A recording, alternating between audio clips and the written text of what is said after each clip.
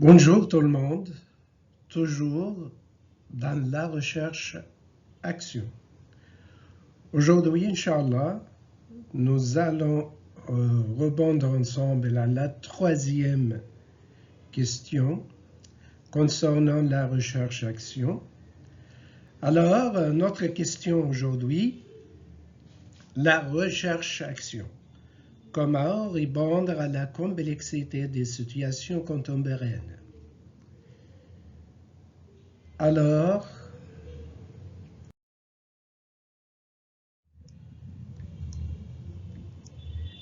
pour répondre à cette question, il faut tout d'abord dire que la recherche-action est une science de la complexité.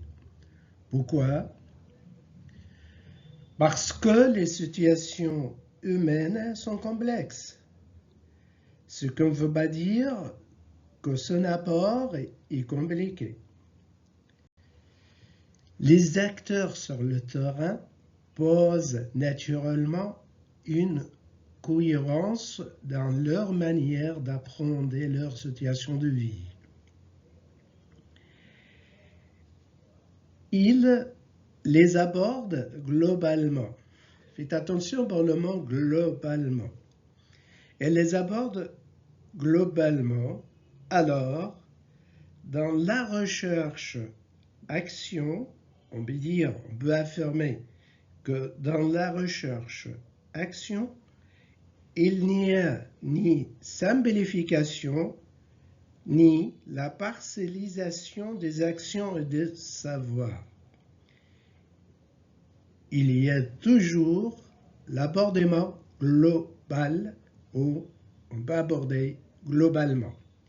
C'est pas seulement ça, il adopte logiquement cette approche du système dynamique, un processus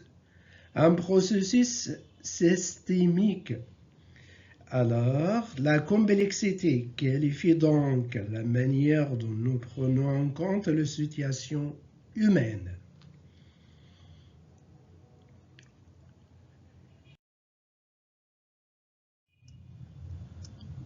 Ensuite,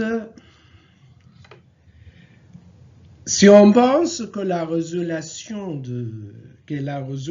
de problèmes, qu'on peut résoudre un problème, passe par leur simplification, si on pense comme ça, cette simplification-là conduit bien souvent à une impasse, à une route fermée.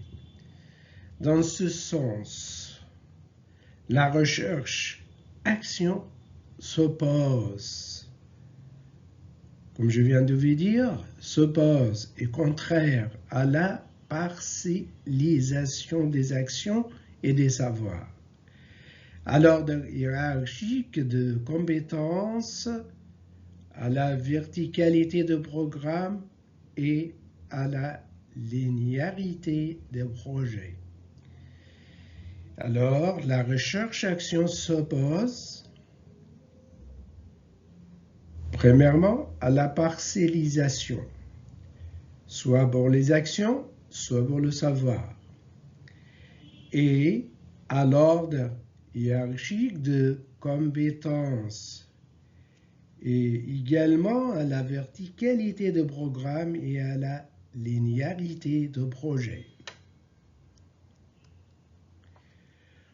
En d'autres termes, et pour finir, et en d'autres termes, plus savants, la démarche holistique, en général, s'oppose à la démarche analytique classique qui sépare les éléments d'une situation. Nous estimons que la connaissance de situation implique une compréhension globale. Alors, globalité, compréhension globale, ni simplification, ni parcellisation.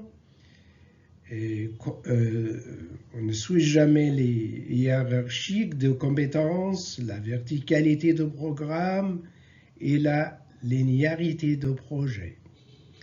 En d'autres termes plus savants, La démarche holistique s'oppose à la démarche analytique classique qui sépare les éléments d'une situation. Nous estimons que la connaissance de situation implique une compréhension globale qui s'affine progressivement par approximation, série d'évaluation approchée et expérimentation. J'espère qu'on a bien rebondi à la troisième question dans la recherche-action, questions et réponses. Et à la fin, je vous remercie de votre attention, de votre patience. Toutes mes salutations, El Adel Mahdi, et à la prochaine.